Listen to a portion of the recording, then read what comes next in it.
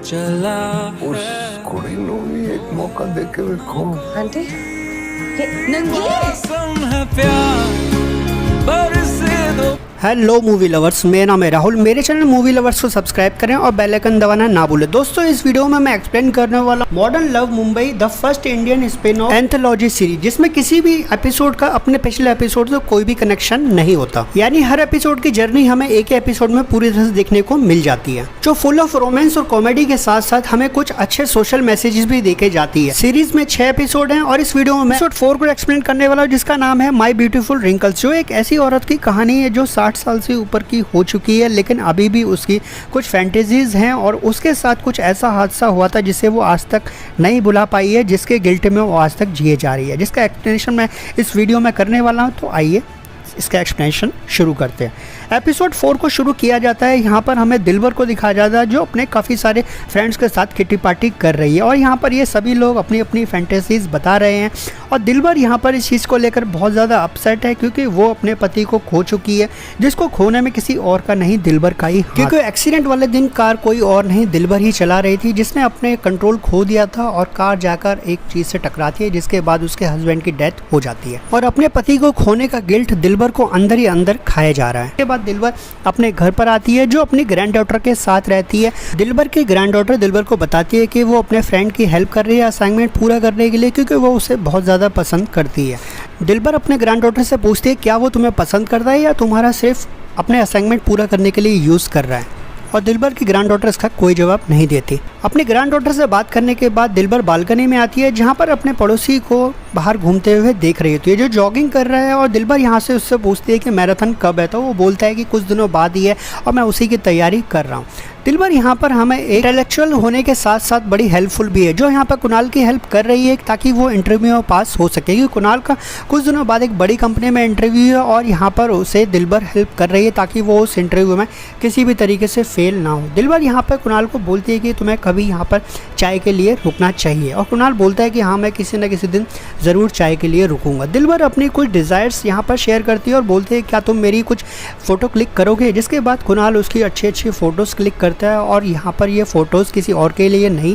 अपनी रीयूनियन के लिए ही यहाँ पर दिलबर इकट्ठा कर रही है, क्योंकि उसकी रीयूनियन कुछ दिनों बाद होने वाली है और वो थोड़ा सा इस चीज़ से डर भी रही है कि कुछ लोग उससे मिलेंगे जिनका जवाब वो क्या दें। यानी दिलबर उस रीयूनियन में जाना भी चाहती है और नहीं भी, क्योंकि एक सर्टेन एज के बाद ये सब चीज़ें बेईमानी सी लगने लगती हैं और दिलबर को भी वही फील हो रहा है। आखिर वो जाए या दिलबर कुणाल के जाने के बाद यहाँ पर वो फॉर्म भरना शुरू करती है रीयूनियन का, और उस फॉर्म को भरकर अपना फ़ोटो भी उसमें लगा देती है, जिसके बाद वो उन वर्ड्स को डिलीट कर देती है। अब सभी लोगों को समझ में नहीं आता कि उसने फॉर्म पे अप्लाई किया है या नहीं, जिसके बाद वो वहाँ पे कुछ सक्सेस स्टोरी को देखने लगती है कि कुछ लोग 40 साल के बाद भी आज कितने खुश हैं। और उसी के बाद यहाँ पर दिलबर अपने हस्बैंड के बारे में भी सोच रही है और उससे सोचकर बहुत ही ज़्यादा इमोशनल हो रही है। नेक्स्ट डे कुणाल दोबारा से आता है और कुणाल यहाँ पर अपने आप को इंटरव्यू के लिए दोबारा से प्रिपेयर कर रहा है और कुणाल पूरी तरीके से अब इंटरव्यू के लिए रेडी है। यहाँ पर दिलबर उससे दोबारा से वही बात बोलती है कि तुम क्या आज चाय के लिए रुक सकते हो? जिसके बाद कुणाल हाँ कर देता है और कुणाल रुक जाता है, जिसके बाद दिलबर यहाँ पर उसके लिए अच्छी सी चाय बनाती है और चाय बनाकर उसे सर्व करने लगती है। दिलबर यहाँ पर कुणाल को अच्छी सी चाय बना के पिलाती है और यहाँ पर कुणाल भी पूरी तरह से तैयार है यहाँ पर चाय पीने के लिए। कुणाल भी कहीं ना कहीं दिलबर को पसंद करने लगा है और उसे कंफर्ट करने की कोशिश कर रहा है ताकि वो उससे हर तरीके की बात कर सके। कुणाल यहाँ पर कुछ ड्राइंग्स भी बनाता है, जिसे यहाँ पर दिलबर देख लेती है और दिलबर उससे वो ले लेती है, जिसमें उसने अपनी फैंटेसी बनाई है यहाँ पर दिलबर को लेकर कि वो दिलबर को कैसे देखता है, और वो अपनी फैंटेसी उसे बताता है कि मैं तुम्हारे साथ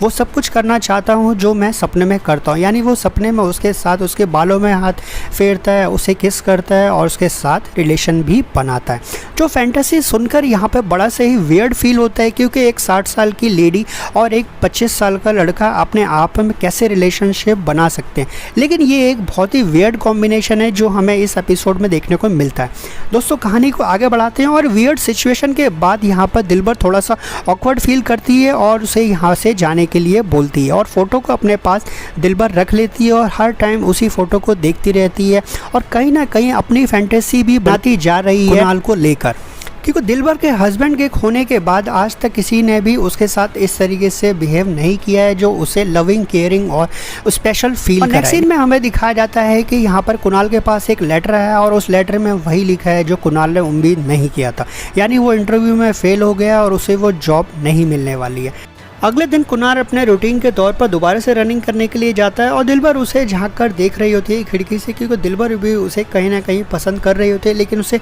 चाहकर भी नहीं कह सकती क्योंकि उसकी ग्रैंड डॉटर इतनी छोटी है और उसके सामने इस तरीके का बिहेव अगर वो करेगी तो बहुत ही ज़्यादा ऑकवर्ड फील होगा। और कुणाल भी उसे देखता रहता है कि आखिर ये कब तक नहीं बोलती है। यहाँ पर दिलबर ने अपने फ्रेंड्स को बुलाया हुआ है, जहाँ पर दिलबर ने अपनी फैंटेसी उनके सामने शेयर कर दी है कि वो कुणाल नाम के लड़के को बहुत ज़्यादा पसंद करती है। और यहाँ पर उसकी फ्रेंड्स से समझाने की कोशिश कर रहे हैं कि बाहर भी काफ़ी सारे रेजिडेंट हैं जिनकी यहाँ पर वाइफ उनसे काफ़ी साल छोटी है, तो तुम्हारा भी हस्बैंड छोटा हो सकता है और तुम ऐसा कर सकते हो, ये बहुत ही नॉर्मल है। नेक्स्ट सीन में हमें दिलबर की ग्रैंड डॉटर को दिखाया जाता है जो पार्टी से आ रही है, जिसे उसका बॉयफ्रेंड पिक करने के लिए नहीं आया है क्योंकि उसने उसकी जगह पे किसी और को चूज़ किया था। दोस्तों यहाँ पर एक बात क्लियर हो जाती है कि दिलबर की ग्रैंड डॉटर का बॉयफ्रेंड उसे सिर्फ यूज़ कर रहा था अपने असाइनमेंट पूरा करने के लिए। दिलबर बहुत ही लोनली फील कर रही है और अपने हस्बैंड को याद करती है कि जैसा प्यार उसके हस्बैंड ने उससे किया वैसा सच्चा प्यार आज की दुनिया में बिल्कुल ख़त्म हो चुका है। जिसके बाद दिलबर उसी कार के अंदर जाती है जहाँ पर वो एक्सीडेंट जिस कार से उसने